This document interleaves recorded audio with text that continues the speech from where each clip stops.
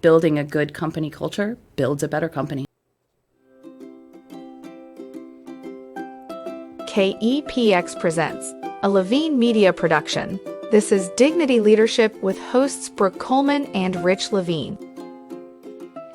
Welcome back to Dignity Leadership Live. I'm Rich Levine, the co-founder of Dignity Leadership Consulting. Hey, everybody. I am Brooke Coleman. I'm the Chief Inspiration Officer here at Dignity Leadership Consulting. I learned my lesson from the last show. What? It's us. It's not me, it's us. This is our venture. I like that. You like that? My heart just grew twice. I mean, I'm just, that is so sweet. I try to do what I can do. I'm getting, what is it? That's vulnerability, baby. Vulnerability and becoming a little more empathetic. But I like it. So let's talk about an attitude of gratitude, because we did a couple shows. We had Edwin and Michael on. And so last night, I was kind of reflecting back on what we've done. Mm-hmm. And we've done several shows together this year. We're October. Wow. It's Number amazing, 10. right? I Yes. know. But look at the guests we've had this year. Yeah. We've had a guest from Maryland, New Jersey, North Carolina, Dallas, and today we're bringing a guest on from Houston. Amazing. And we're not doing these over Zoom. We're It is doing these in people are studio. driving to see I know. us or They flying. are here with us. Yes, Mm-hmm. which I think is pretty awesome. No, it is awesome. Yeah. It's amazing. Yes, so today's show, we're going to talk about women in leadership. But before we get there, I know it's right What up are we your talking alley. about today? We're talking about Brooke. I just wanted to repeat that.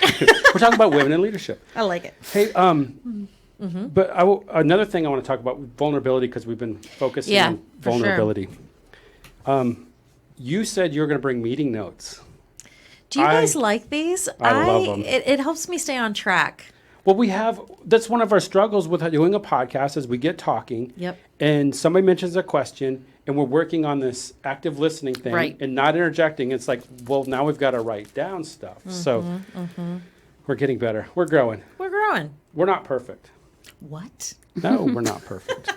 We've established a lot of really cool things on this podcast. Number one, life's not linear. It is That was not. yours. Yes. I just said that we're not perfect, We're not. but I 100% agree. so we're working on it. We're growing. Yeah. We've been doing some cool things. The book's out. Man, how is that going? This is a great book, Rich. It's going. Yeah. But of course, it's not like I am a New York Times bestseller and Not everybody's yet. clamoring to buy the book.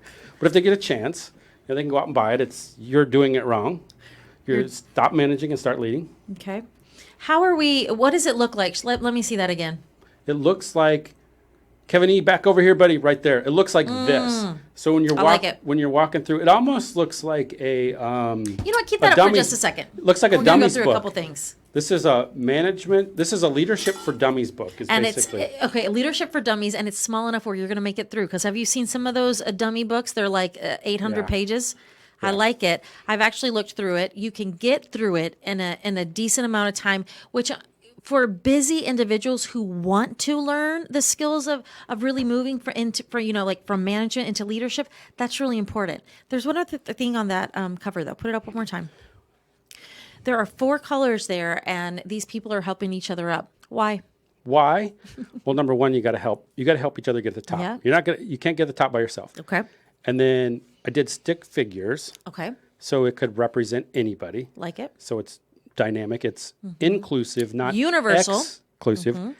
And I did the 4 colors of the disc profile. The disc profile. And Yes. why would you include the disc profile on that? Well, because I'm a big believer in disc, but I did something different too. Okay. So if you look at this, the blue's on the top, Yes. the red's on the bottom. I see that. So it's as you read left to right, and D is your dominant side Yeah. in the disc profile. Where are the dominant people usually at? The top. At the top. Yeah. Yeah. This one, we've got an introvert at the top. An Of course, then I have a introvert- lot of blue in me, but I was about to an introvert that also follows all of the rules. yes. So if the rule was to make it up the stairs, the blue's there first. Yeah. So here's the other thing, a shout out to all of our followers on social media. If you recall, I threw pictures out on social media of the prototypes of the covers Nice. and said, hey, vote, That's what right. are the ones you want? And this is what they came back with. I don't think I had the stick figures on. I think it was just silhouette. It was, I'll just say it, it was white silhouettes. I'm like, wait a second, we need some diversity in here. Yeah. Because I'm a white guy, and my whole audience is more than just white dudes. I mean, I want women, I want people of color, Thankfully. diversity. Yeah. I would need it to be a little bit more, or I would not have hung around. Well, you help bring you bring some of the best out of me because I'm not always displaying my best stuff. None of us are. None of us are. Yeah. So we're going to talk about women in leadership today. So you pumped up? Yeah. Yeah, this- Psyched. Psyched. So we're going to bring on an individual I met at a conference in Las Vegas. So don't go all crazy on me because it's Vegas and it's a woman, okay? All right. Well, keep it in Vegas. I want to hear more about this person, though. Tell me more. Her and her husband own a repossession company. Cool. Okay. And there's a lot of different words you can say for that, but they repossess default auto collateral. And I'm not, there might be a lot of mysteries or mystiques, and we can talk to Brianna about it, about what goes on in that part. But I was at an automotive conference because I spent 25 years in the automotive industry. Yep. So I've got a lot of contacts there. I had never met Brianna or her husband, and I met him at this conference when my wife and I were there. And I mean, we hit it off. Talk about cool vibes, energy, just a lot of awesomeness, if you will. Yep. It's like one of those things and you know how I am. I'm red, dominant, and I go straight to the chase, right? So what was the second sentence I said to Brianna? What is leadership to you? No. Do you want to be on the podcast? Oh. That was the first sentence. I the thought first that was sentence. the third. I thought maybe your first one was, what do you do? What is leadership? You want to come on the Yeah. So we're going to bring Brianna Cox on. Nice. Cool individual. But before we do that, Okay. we got to have a quick word from our sponsors. Awesome. Have you met Liz? You may know Liz. Liz is managing a business that's made its owners rich. The owners want more, yet her success has declined. She wants her employees to be happy and content, but she cannot motivate them.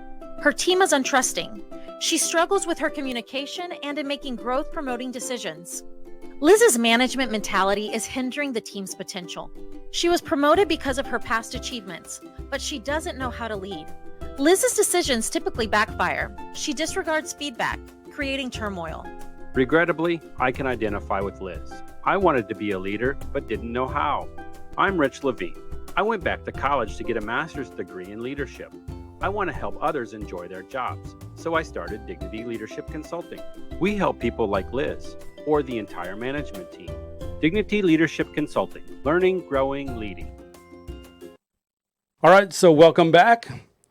I would like to introduce Brianna Cox to Dignity Leadership Live. Welcome. Hi, guys. Thank you for having me on. Yes. How are you doing today? I am good. Really good. We're really excited to have you here, by the way. I am very excited to be here. Actually, this is my first in studio recording of a podcast. You're kind of a podcast guru. You've done several shows. I have done a few. I co-host sometimes Patrick Altez's show from Falcon International in Florida. What is that called? It's called Repo America. Okay. And then I've been on with Nick Zulovic from Auto Remarketing. Yeah. Yes. What is that called?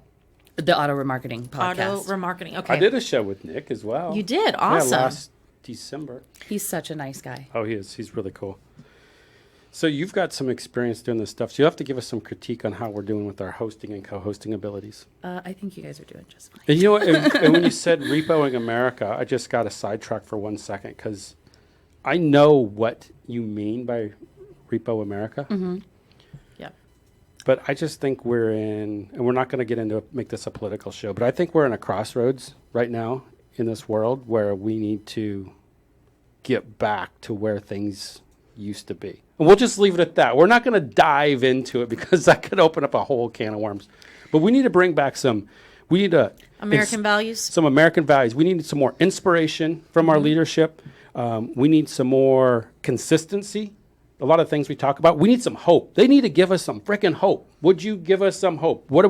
I want to live for tomorrow. That's what hope's all about. But anyway, let's not get down that rabbit hole. All right. That's a whole So other let's- podcast. That's the next podcast. So let's dive into your stuff. And I asked this question early on. It just gets it out of the way.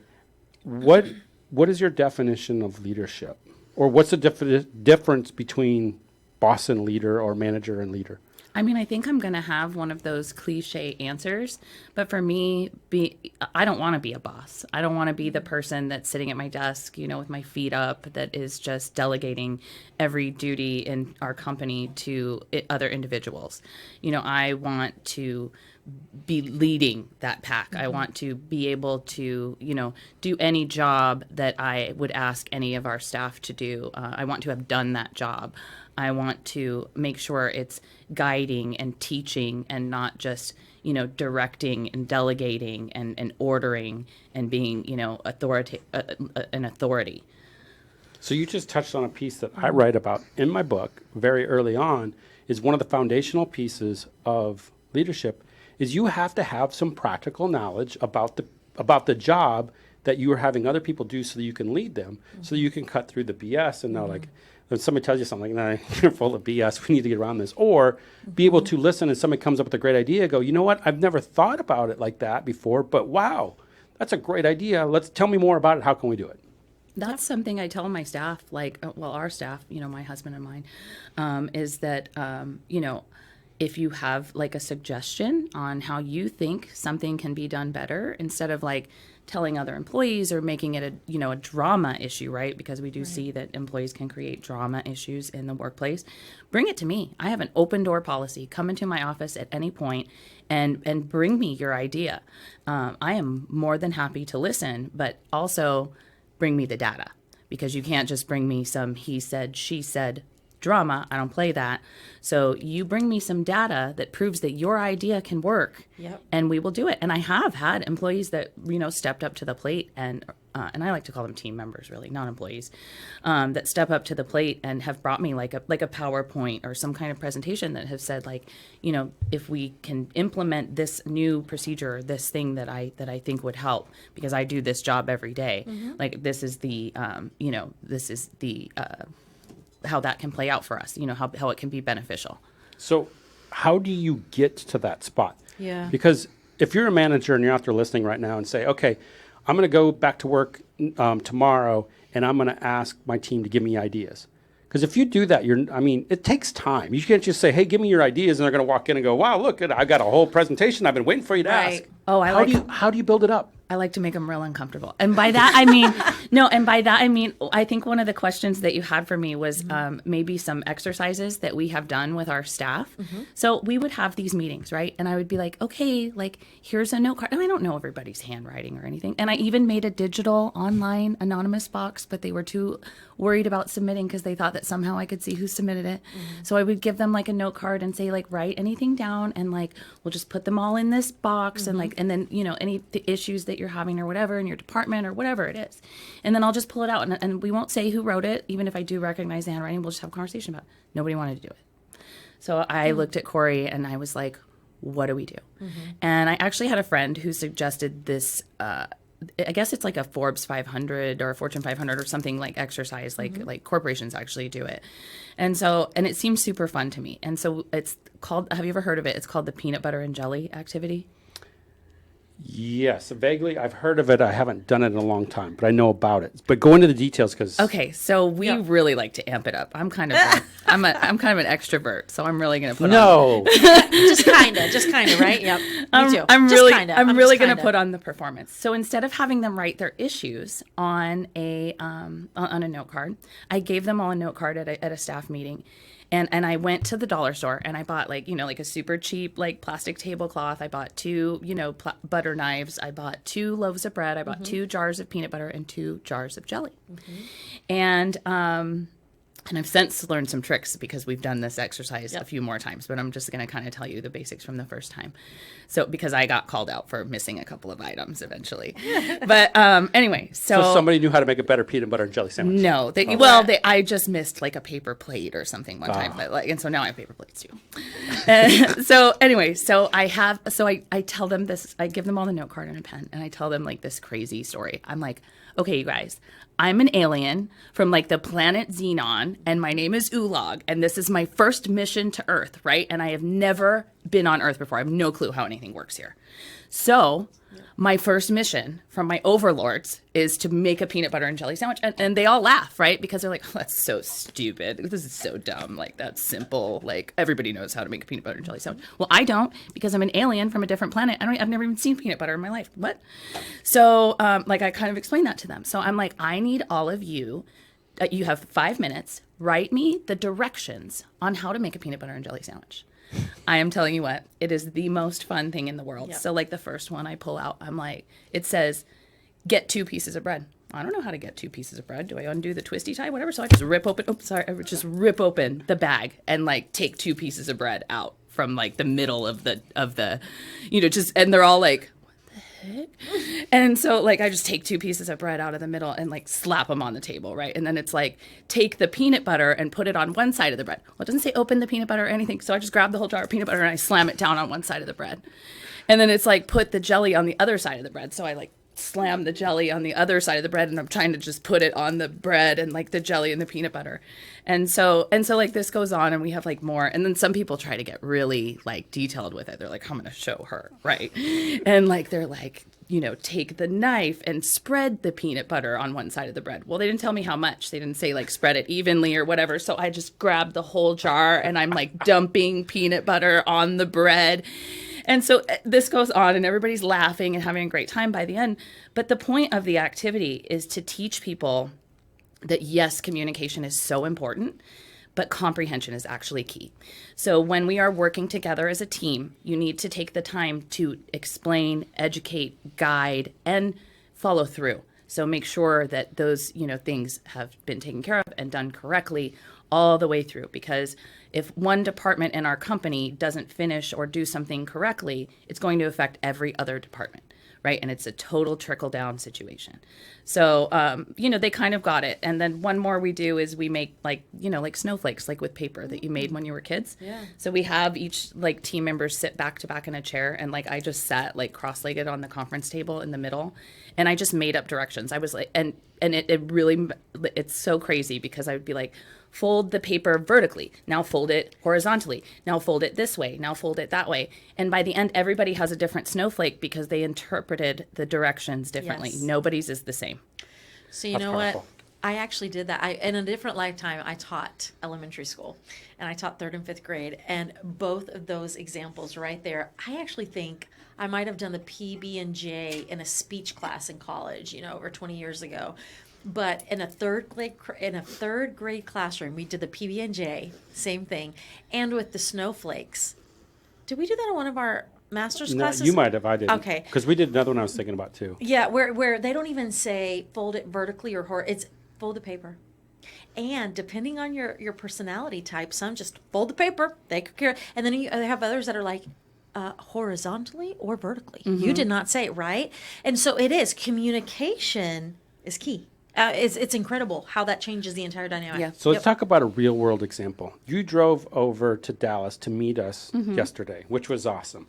So we were setting up dinner plans, and I reread the text this morning, and I'm thinking, okay, this is where this went horribly wrong.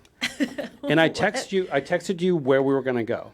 And then I go, okay, if they're going to look it up, maybe they need the address. So I texted you the address. Okay. My intention was to make it easy for you to find where we're going to go eat, to look at their menu online. That was my intention. About a half an hour later, I get a text back. Okay, we're going to meet you there. And I'm like, why are you driving? You ride with us. So I wake up this morning and I happen to be scrolling through my text and I'm looking, I'm going, now when I go back and reread this, I said, here's where we're going. Here's the address. You interpreted, my guess is, and your end is like, okay, this is where we're eating and here's how we get there. I'm like, that's not what I meant. So talk about communication. My intent was to provide clarity. You read it as, he wants me to drive. No, I didn't want you to drive. I didn't mean for you to do that. I would invite you to go with me. It's like, so it's one of those things when you talk about communication and how it can go. And it's usually that look back. That's the learning curve, right? It's not in the moment. It's never in the moment. Whoever said, put peanut butter on a piece of, bread, we watched you put an entire jar on top of bread, and they're going, oh, that's not what I meant. And at that point, they're not even sure how to backtrack, right? Like, you're learning from your mistakes in real time. And that's why it's so important for them to learn. Like, that's where the comprehension comes in. And I feel like a lot of at least like leadership books or classes that I've taken have left that part out. It's the communication is key. Communication is key has been driven home for so long that we forget that you can tell somebody something all day long. Yes. It's how they interpret it and if they understand it that is really going to matter. Okay. So if you're playing games at work like this, it sounds like you have a pretty fun culture. So how would you describe your work culture? Because you're a small business, right? Yes, we are very small. We have 27 employees. Yeah. So in the scheme of things, we're talking, we bring different guests on. We've had guests from corporations. We've had small business. We've had entrepreneurs, everything. So you're this small business, you'd probably be in the entrepreneur bucket. Well, actually, you're probably past that because you guys are fairly mature business now. But how Are you would calling me old? No. No, I said mature. I'm not calling you old. Dang, I'm working with a firecracker Women in here. leadership, baby. Keep on going. So I'm just going to turn the questions over for you. So Brooke, the question I would like you to ask our host is, can you tell Rich a little bit about your culture? Can you go ahead and ask that for me, please? Oh. Brianna, talk about culture. Let's hear it. So that's the thing. I do pride ourselves on the culture that we've built. Nice. And, I don't want to be like one of those people that are like, oh, my work's a family. I mean, we're not a family. We're there to work. We're there to make money at the end of the day. Let's not lie. But I do care deeply, deeply, deeply about, our staff. And sometimes that does make things hard as a leader because you have to make even more difficult decisions when you have this tight-knit community that you basically spend at least Corey and I spend like 16 hours a day at least with these people. And so, but we've built a really great culture that I'm super proud of. I always kind of joke with our team, like when we have meetings or whatever, like, I know nobody still won the lottery, so we have to be here. So let's make the best of it, right? Yeah. Like I want work to be somewhere where you guys don't hate to come. I mean, you have to come, but let's not make it the most miserable part of, our lives. There's lots of things going on in all of our lives that are difficult. So let's make work less difficult than it has to be, than it needs to be. Than it needs to be. Yes. So let me shoot the wheels off this because you just touched on something that I love. And this has been bothering me for a long time, and I finally figured out the solution. And you said work/family is what I summarized, wrote down in my notes. You said, we're not going to say, hey, work is like family. All right, let's talk about that from a cultural standpoint. Do you have, everybody's got the family member that's the black sheep, right? Everybody's got one that's like, really? That person's in your family? Or you have some dirt somewhere in your family. It's like, really? That's going on? No, we can't talk about that.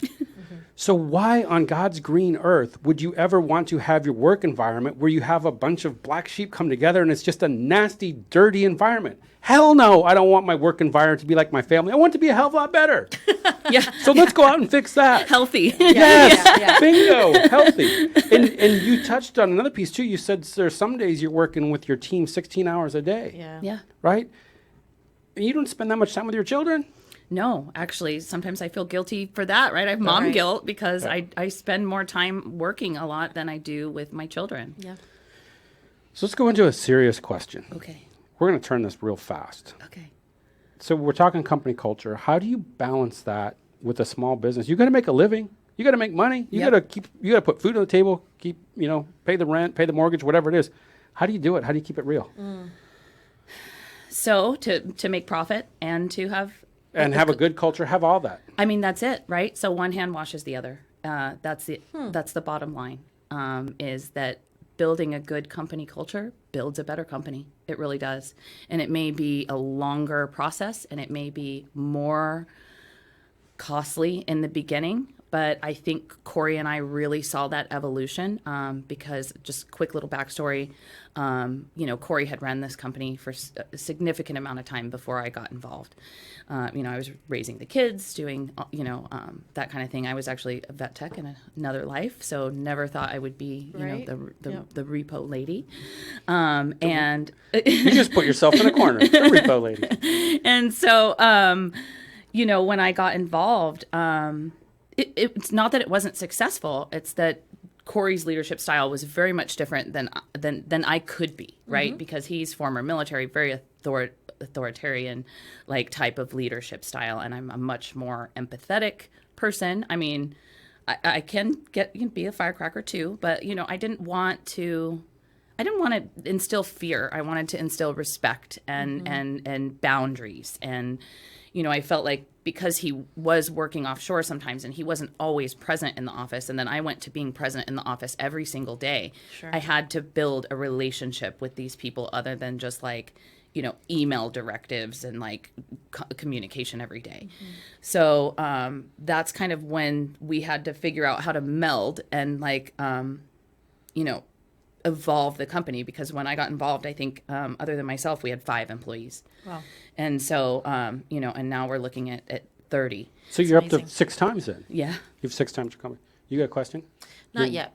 Not yet. I have a question, but Hold that question. Okay. Before you get that question, we got to have another quick break. yeah. Are you ready to unlock the potential of your team? You know good relationships are built on trust. And this starts with knowing yourself, knowing your team, knowing who you are communicating with, and knowing how they will respond. But how do you do that? Engagement. What is that? Engagement identifies your strengths, opportunities, needs, and productivity. Increased communication, trust, and connection enable you to reach your full professional potential today and in the future. Okay, then what? Engagement is a unique and proven tool that helps clients experience higher sales and profits while increasing productivity and customer loyalty. You can unlock the potential of your team. Discover how your business can benefit from engagement. Dignity Leadership Consulting. Learning, growing, leading. Welcome back. So we were just finished. We were talking about her leadership style. Right. Authoritarian for her husband and empathetic for hers, which leads me to like reality. Did you have a question? I was thinking about just that transition, right? And you said, really, in terms of the evolution of your company, that was a pivotal point. I mean, it sounds like there was a crossroads at that point, right? And y'all were taking a different direction, rebuilding, kind of reassessing and resetting. Question here is, what do you think was that perception versus reality for your employees when they looked at the dynamic of the company at that point? So I think it's funny because I had put like a little message out and kind of, I'm very an open book with our team, and then, our friends too. And I had put out a message saying like, I'm going to be on this amazing podcast and like, it's about leadership. Like, what do you think are some things that I should talk about leadership? It was actually one of our team members that have been with us forever that had kind of brought up perception versus reality for me. Yeah. And I'm sure initially, like that perception was like, oh, honestly, like now we can play mom against dad and like, this is going to be fun and we can really, just start some crap. And like, and then also just, I think maybe the perception was that they were going to, because I am an empathetic person, that they were going to be able to walk all over me, but that, Corey was going to discipline them for that. And so the reality was, it wasn't easy. I'm not even going to lie. Living and working with your spouse is, and Corey used to travel sometimes 30, 60 days at a time.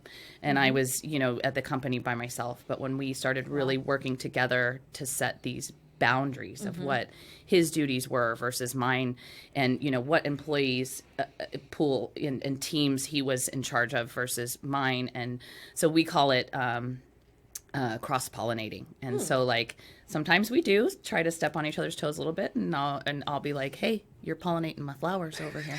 Or he'll be like, you're pollinating my flowers, lady.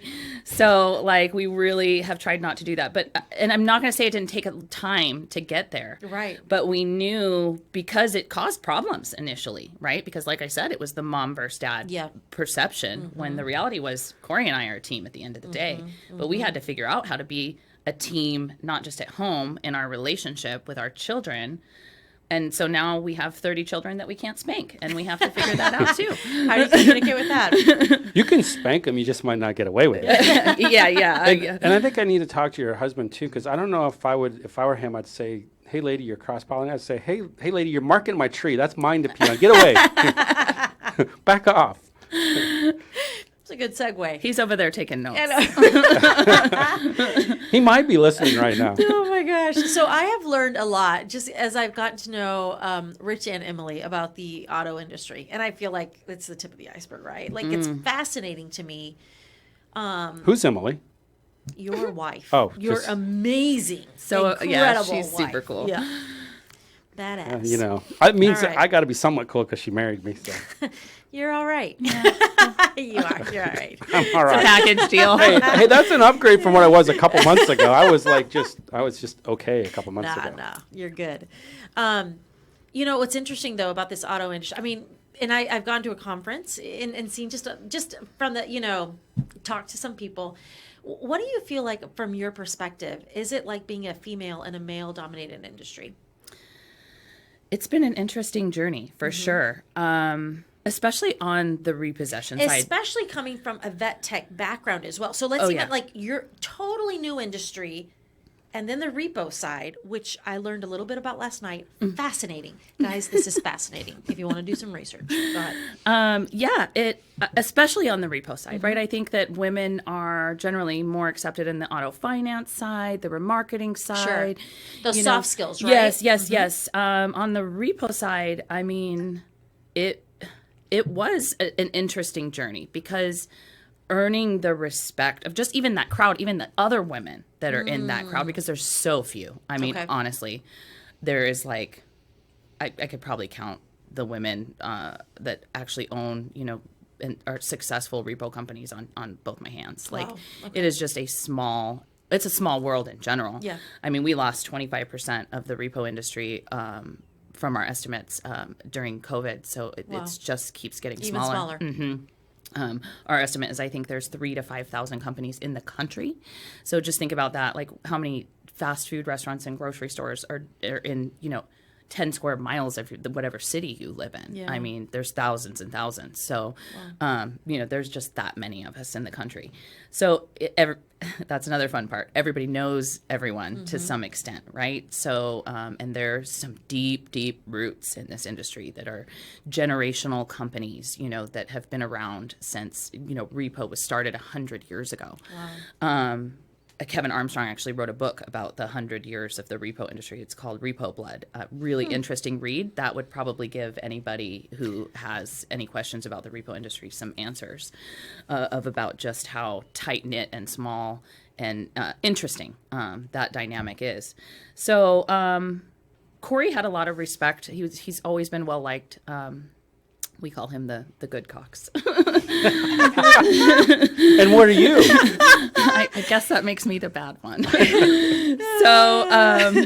you know, what a last name, right? Aren't we so lucky? We are blessed. You know what? Many bumper stickers right now, people. But you embrace it though. Yeah, no, absolutely. I'm okay with it. And so at first I was maybe a little too loud and a little too outspoken without enough knowledge and respect. Growing pains? Yeah, definitely some growing pains. But I learned really quickly, you know, how to interact and how to turn that around and how to build relationships with these folks. And so that's kind of actually ended up being something that I pride myself on in the industry now, like being on the Repo America podcast and being invited to, you know, Dignity Leadership today, because it gives me the opportunity to kind of bring our side of the industry, which is, I like to say, we're the black sheep of the auto finance world, right? To bring some clarity on what we actually do and that we're not just these, you know, chucks in the truck and that, you know, we're business professionals that, and I like to say that we're running a data management company that has the, you know, ability to do repossessions. That's a good take on it. No, it is. I loved hearing that last night because you think about, you said you lost 25% of your industry during COVID, and we think about the world that we're moving into, right? So we're headed straight into a data-driven world, and that is key even in leadership, right? So we've learned the hard way, you know, it can't be all feelers out there, right? So empathetic person, I would say the same thing about me.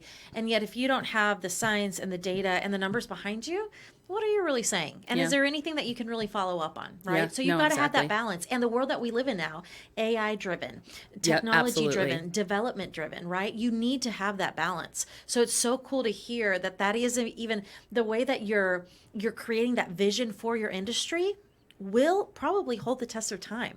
That's the differentiator there. We certainly hope so. And just to, you know, touch back on being the woman in the industry, I do feel extremely accepted now. That's awesome. And I feel like our industry is accepting women more openly. And we have a lot of the women have become the biggest leaders in our industry as of late, and I couldn't be more proud. I think I've looked at some of the stuff. I haven't studied a lot, but in different organizations I've seen where women-led organizations are successful. And I've been trying to figure it out. And after going through the leadership program and studying, getting a master's degree in it, women have more empathy naturally than men do. They don't have to. You mentioned earlier that your husband was military, more authoritarian, and you were more empathetic. But I think that leads into, and you watch how these businesses are, you're more caring, you're more nurturing because it's part of who you are as, that's how, just say it, that's how It's God. in our genetics. Yes, yeah. exactly. It's how God created us or how we've evolved over time. And I think that plays into leading organizations. And when I met you last year and you said you were speaking and you were doing this deal, and I remember, I don't know what the look on my face was, but I can tell you what I felt inside. And I had like this rush of energy and different emotions. I'm like, holy shit. She's going to get up here and she's going to talk about uniting the industry, bringing these things together. She's a woman. It's male dominated. Like, how big is the room? And you said it was a small room. I'm like, this isn't going to work. And that you told me that you said you had like people standing outside in the hallway trying to get in to hear your presentation. Yeah. Well, and you're doing it again in a bigger area, Well, right? I haven't. I did apply to speak in. We're going to help. So if again- anybody from Cherokee Media is listening to this podcast right now, you need to get Brianna We need on. a bigger room. Yeah, we need a bigger room because she's good. Yeah, I want to do the same presentation actually because I had steered my presentation more towards like Texas ARP and the unity thing initially. And just to be honest with you, one of my male colleagues was like, Bri, that is so sweet, but you're going to be talking to an empty room. Right. Nobody cares about kumbaya around the fire right now. They want to hear some facts, some hard data. Let's go. Just the facts. So I changed my presentation at the last minute, but it never got changed on like all the press information. So I applied this year and I obviously put in everything and I emailed Bill and I was like, hey, I want to do the same thing because nobody recorded it and we had such a small room last year. And like, I'm totally willing to put some people in the presentation with me too. But yeah, I would love the opportunity to do it again because it was so, involved. I mean, everybody was just going back and forth and communicating. We had some really good conversations going on. And so, I would love to be able to present that topic again. The cool thing about that too is that it just talks to the time that you're doing it. Timing is everything in so many ways, right? So there's something to what you're saying that right now there's a need in that industry for change and for evolution, and they're ready for it. Well, I think there's need. There's a need for change and revolution in a lot of industries, lot and of it's not areas. just repossession. Yeah. I definitely could tell you absolutely. it's automotive without a doubt, and then I think there's a lot of other pieces. Well, and I come from healthcare, and Healthcare. know, I mean, it is. People are hungry for change, and it's going to take a while because the question is, how do you create a universal change? It takes time and it takes effort And leadership. and a lot of There's leadership. a lot of A lot of leadership. Yep. No, it doesn't. That's why I'm here. I'm the manager and I'm in charge and I got it done. And I need you to go make 100 widgets right now. Yep. It's 30 seconds. How come you haven't started yet? Well, you're wasting time. You're still sitting here. Let's go. But that's the kind of mentality we got to Right. get away from that's come. And unfortunately, there's still some of those personalities still out there. They've got to go away. Part of what came out of the pandemic is people started realizing what was the most important thing to them. Yeah. And it was having a balanced life, having their time, having their family. Yes, they want to make a living. Yes, they want money. Yes, they want a job. But I think the days of, there's still going to be some out there, but the days of, I'm going to work 80 hours a week for you and give you everything you need Right. to make me better, that's not going to happen anymore. Those days are gone. No, I agree. Yeah. So talking about transitions and things that need to change, I got a question for you. Okay. You own your own company, you and your husband. Who built the ship? Corey built the ship. 100%. And who's steering the ship? I am sailing it. Well, I sailed it for quite a bit, but we alternate shifts now. So help us walk through that, because I mean that's a big deal, right? So if I heard you correctly earlier talking, I'm piecing together some stuff, but he had this going. You jumped in and started helping, and then you were. What's that look like? How does it work? How did you guys make that function. Well, we talked a little bit about it earlier, but we want to talk some more about it now. Okay. Like I said, really, it was tough. It was tough at first, especially because he was still working on his other career, when I had started working at the company. So sometimes he would be, in another country for 30 days and I would be, having to like call him to ask him things or whatever. He's on a sat phone on some rig in Nigeria or whatever. And I'm calling him like, so it was really just a lot of trial and error. And I'm not going to say that we didn't make plenty of mistakes or that we didn't, take business home some nights. And, one thing we tried to do was never have an argument in front of the staff, never disagree with each other in front of the staff, right? It's just kind of like doing it in front of your children. It just gives them ammo to continue to play, both sides or whatever. But it's a chink in the armor. Right. And so, but I'm not saying we didn't take it home and, duke it out a little bit. Did you put on oversized boxing gloves? Yeah, just, the big blow up ones. Like, so really it was just finding boundaries between both of our leadership styles and being able to apply both of our leadership styles together without looking like we were, having issues. So it's a very delicate process. That would take a lot of time. Oh, yeah. Right? It took a lot of time. I would say, so I think I started in late 2014. I would say, and then, I really like to mix things up. So after we lost, I love to test his boundaries because he's a saver, right? He's like, we'll have 5 employees and we'll make this much a month and I'm good with this. And I'm like, no, I'm not. Because like, if I'm going to do it, I'm an extremist. We're going to do all the things. And so, we had lost our house in Hurricane Harvey. But while we were, it's okay. We did build back a lot better.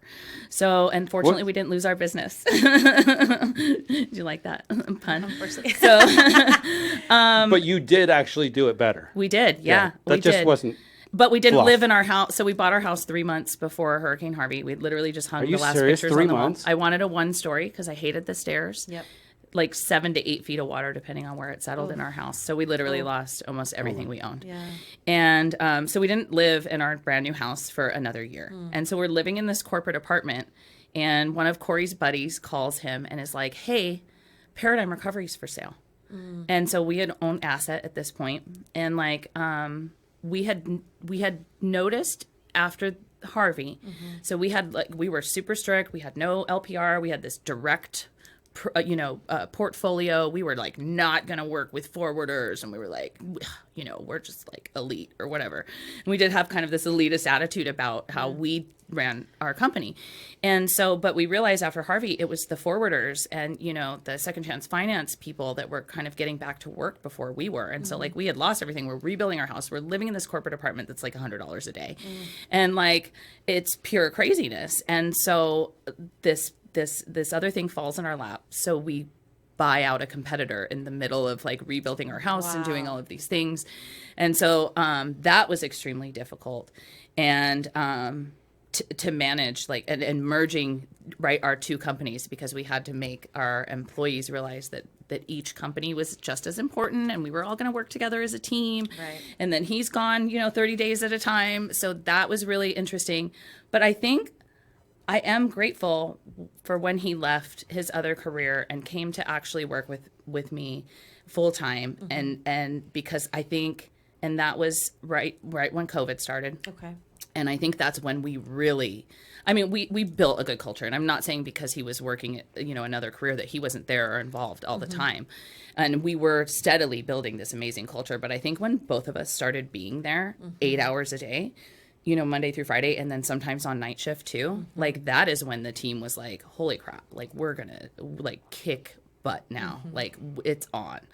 And so like we did. And, during COVID, I tested poor Corey's boundaries again. And I was like, well, we haven't figured out LPR yet. So I want to do that next. And he was like, okay. And we were kind of dabbling in it, but we just like weren't one of the, top 20%. And so I was like, we're going to buy 8 2020 Corollas and 11 camera systems. And he was like, okay. And so we did it. And then we went like 1 month, we were like at 300,000 scans was like our average. The next month it was like 1.2 million scans. And everybody was like, whoa, like where did you guys come from? So I want you to hang on right there because we're going to come back to that. We're going to take a quick break and then I got a question for you and we'll go into the conclusion. But hit it up for us, Kevin E. Have you ever wondered how to be a better leader? Do you want to learn how to motivate your employees while trying to dodge corporate BS and being happier at work? Richard T. Levine, author and leadership expert, has written a new book with the answers you're looking for. In You're Doing It Wrong, Stop Managing and Start Leading, he identifies trust, hope, humility, emotional intelligence, and empathy as core leadership values. You can find the book on Amazon, BarnesandNoble.com, and other book retailer websites. All right, so my question is, before we went to break, you were talking about cars and license plate recognition scans and these numbers. So here's what I want you to do for our audience, because majority of the people out there have no idea what the repo industry is. And you got 60 seconds, so you're going to have to give the elevator speech. In an overview, 60 seconds, I want you to talk about, this is going to be a mouthful, you ready? Okay. Company structure, like how come you have that many employees? How many trucks do you have? How many cars do you have? Because if I'm thinking repo and I'm watching these TV shows on TV, I see one guy and maybe a wife and they got a truck and they're driving around, they're picking up cars and they call that a repo thing. That's not what it is. No. So take it over, 60 seconds. What's the structure? So versus actually giving numbers of my employees, I would prefer to actually just talk about my company structure. Let's I'm do going it. to talk really fast here, so keep up. I love it. So we have a client service department that takes care of our clients and How many, processes the. roughly? So we have about 4 of them. Cool. And then so we process the intaking orders, and we are kind of running on a skeleton crew, obviously because of after COVID. So we don't have as many employees as we probably will by next year.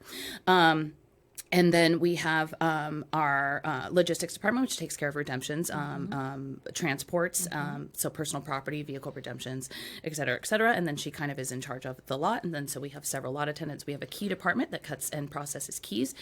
So we have one girl that, does the fee requests and whatnot for the keys. And then we have people who cut keys. And then we have lot attendants who take care of collecting and inventorying and storing those personal property items for the debtors, because we are required by Texas to store those items for at least 31 days. Some clients require us to store them for 60. You wouldn't believe what people keep in their cars.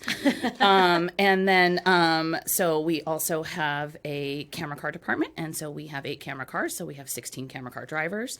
And then we have 6 trucks, which one of them is a flatbed. And our drivers do work double shifts. And so they don't have to share their trucks.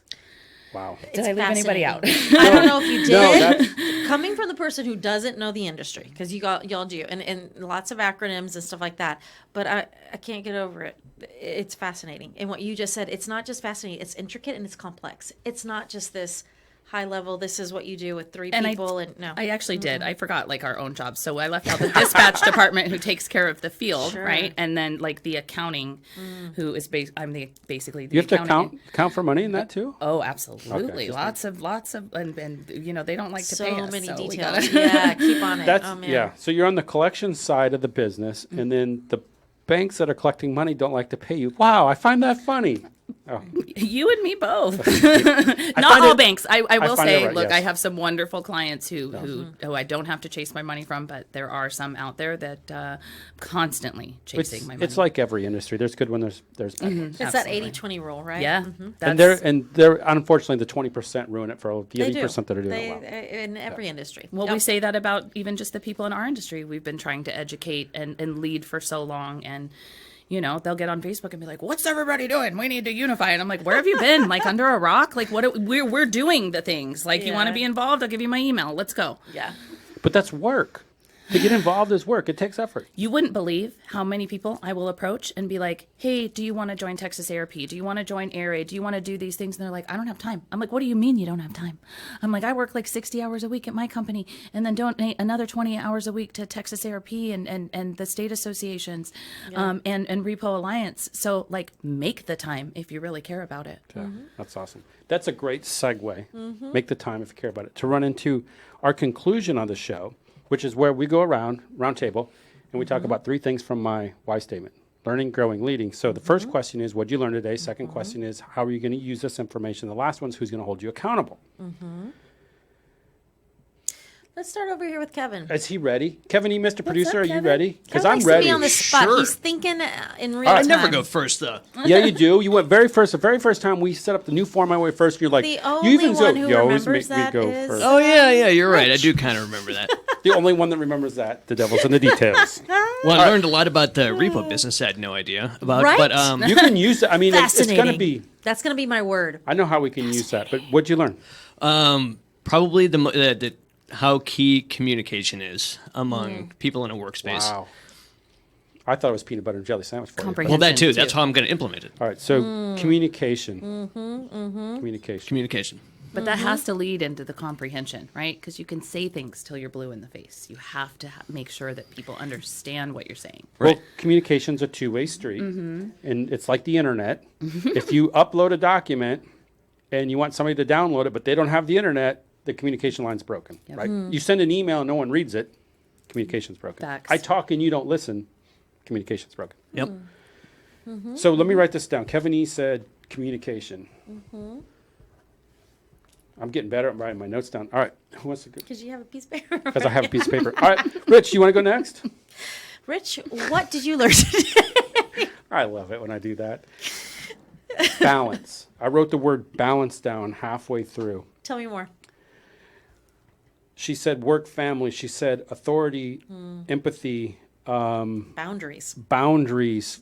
It's homework, work, all those different things, and keeping a balance and staying on it. And I mean, I wrote that down 20 minutes into the show, 30 minutes into the show. So it's balance. Nice.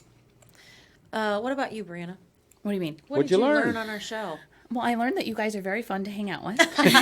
You didn't learn that during the show. And I learned, honestly, no, I learned that it is so important for people to connect from different industries Yeah. so that we can better understand each other. Yes. It's incredible that some people just literally don't get, what's going on behind these curtains of these different Absolutely. industries. So it's so important to listen, to other people who maybe you think you have nothing in common with. And to piggyback on that, this is not what I learned, but not just the industry, it's those niches, these niche parts of industries, right? Because you're absolutely right. I do not come from the automotive industry. I come from healthcare, but I come from a niche area within healthcare. And so even within healthcare, this component is not thought of until it's absolutely needed. It kind of sounds like sometimes that's repo too, right? Yeah. It's so. It's a necessary evil. Yep. Yeah. Yep. Brooke, what did you learn? Well, Oh, yeah, thanks okay, for hang on, asking. hang on. Oh, This is a women in leadership, women in business show. So, Brianna, could you do me a favor? Anytime. Could you please ask Brooke what she learned today? Brooke, what did you learn today? thank you for asking, Brianna. Let me I'm tell gonna be in you trouble what I for learned belittling today. you now. Can't win. I wrote down also pretty early on when you were talking.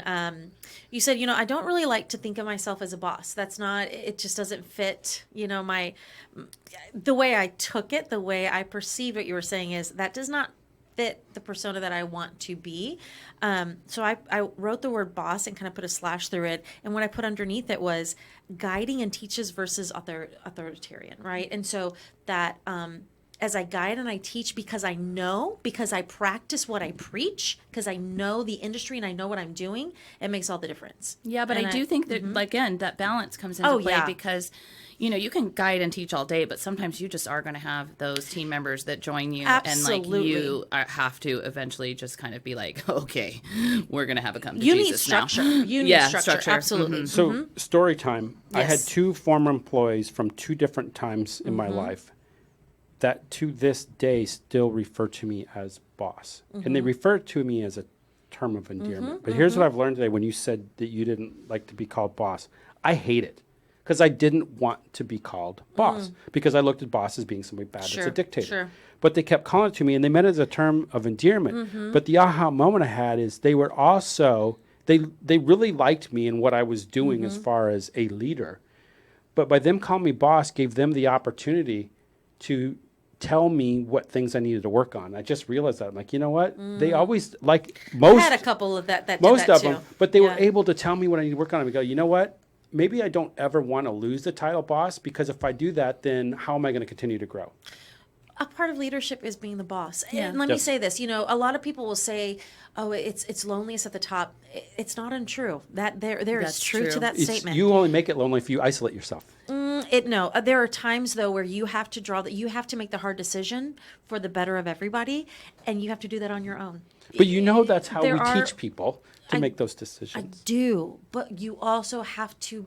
That's just it. As a leader, you are willing to take the fall for your people. As a healthy leader, you take the hard steps to make everyone better. That's it. That's the Yeah. missing link right there. Bingo. You hit it very well. Boom. And some of Slammed it. my guys do call me boss lady, and it is a term of Yeah, endearment, yeah. right? And I don't necessarily take that away from them because No. it is a term. I have a bunch of wonderful women that work for me too, but I have a bunch of just rough and tough guys that Yeah. not that they're like maybe I shouldn't have used that term, but they're guys, they're masculine, whatever. Sure. You have- And so it is a term of endearment Yeah. from them to call me, boss lady. I mean, if you send a little tiny, we'll just use an analogy. If you send a racehorse jockey out to do a repo and this little tiny dude gets out of the truck, what's going to happen? We're going to get run over. You could just send somebody out with a little bit of intimidation factor, but they also need to have some empathy when they do it. So, I mean, you're not going to hire the smallest people. You're going to have some big. You want some guns, right? I mean, some No big arms. actual guns. You want some big arms. No firearms. No firearms. No I'm talking guns. You firearms. want some biceps and triceps. All right, so we got to get on to the next part, and that is step number 2. How are we going to use this information? So who went first? Kevin E., you went first. You ready to roll? Sure. This one's going to be tough for you because you said you learned a lot about repo. But I got an idea for you if you don't. Well, I'm going to talk about the communication piece. Yeah. Do it. he Oh, that's said right. communication. I'm sorry. And I can kill two birds here with this because Uh-oh. you said you needed to work more on the listening part, like when we talk each week on Wednesday. So I need to be working on my part better at communicating on that end, I think. Yeah. I think I'm not as good as you are at saying what I need, what I'm up to, what I need, that kind of stuff. I'm going to sit more quiet when you and I have our one-on-ones. Just wait for it. All right. Just don't hang up on me because I'm still there. No, I won't. Yeah. Okay. Rich, what about you? What are you taking away? How are you going to use this? So I wrote down balance, right, was mine. Right. Here's what I'm going to take away from it. And Kevin gave me the idea. He said, I didn't know much about the repo industry, but you can learn so much from looking at a different industry that you're not involved in, how they do things, what pressures do they have. And then you take them back and you try to apply them to what you're doing. If the only thing I do every single day is leadership coaching and I never get out of it, what's going to happen? My wheel's not going to be balanced anymore, right? Because I'm too focused on that. So I gotta go back and try to step out of my wheelhouse, if I will, and go and say, okay, how am I going to get balance? Balance is going to have to come from other areas. And it's work-life balance, it's family balance, it's all those things. You got to have all those pieces. So that's Yep. what I'm going to work on is Yeah. including more balance in my life. Yeah. And Brianna. Same. Use- I'm going yeah. to spin off that, and Okay. I'm going to take that too to like the conferences because, maybe you aren't someone that I would have ended up actually like approaching, at a conference. We just ended up, It's amazing at a what party together. amazing what my wife and Fireball does, isn't it? Yeah, I mean, I'm sure I would have encountered Emily at some point, but maybe you and I would have Oh, never yeah. actually ended up having a conversation. So I'm going to make sure that when I go to these events, that I force myself to step away and not talk to the same people I talk to every single time, and maybe enrich my life by including other people that may not have been in it before. I like that. Brooke? Yeah. So on my end, it's, and I kind of like that you even said that, Brianna, to me when I was like guiding you. You're like, yeah, but without that authority, I mean, there are times when you have to toe the line, right? Yeah.